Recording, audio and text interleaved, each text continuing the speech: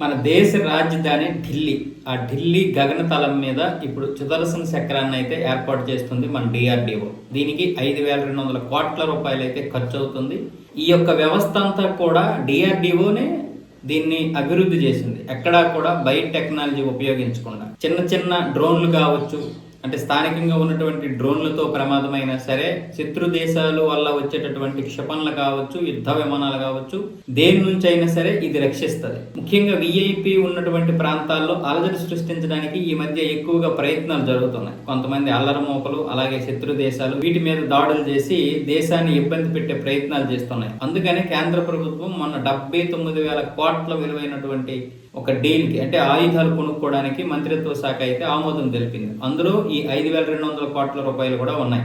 అందులో భాగంగానే ఇప్పుడు దీనికైతే ఏర్పాట్లు చేస్తున్నారు. మొట్టమొదటిగా ఈ 5,200 కోట్లతో డిఆర్డిఓతో కుదుర్చుకున్నటువంటి ఒప్పందం ప్రకారం ఇక ఇది అందుబాటులోకి రాబోతుంది. ఇంతకుముందు కూడా నరేంద్ర మోదీ చెప్పారు, గగనతల దాడుల నుంచి ప్రతి నగరాన్ని రక్షించుకోవడానికి ఒక వ్యవస్థను తీసుకురావాలి. ఆ వ్యవస్థను ఇప్పుడు తీసుకొస్తున్నాం, దానికి సంబంధించినటువంటి పనులు కూడా ప్రారంభిస్తున్నామని చెప్పారు.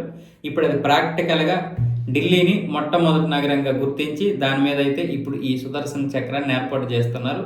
తరువాత కూడా ముంబై, హైదరాబాద్, చెన్నై, బెంగళూరు, అహ్మదాబాద్, అలాగే లక్నో, కలకత్తా ఇలా పెద్ద పెద్ద నగరాల మీద ఈ యొక్క గగనతల వ్యవస్థను అయితే ఏర్పాటు చేయబోతున్నారు.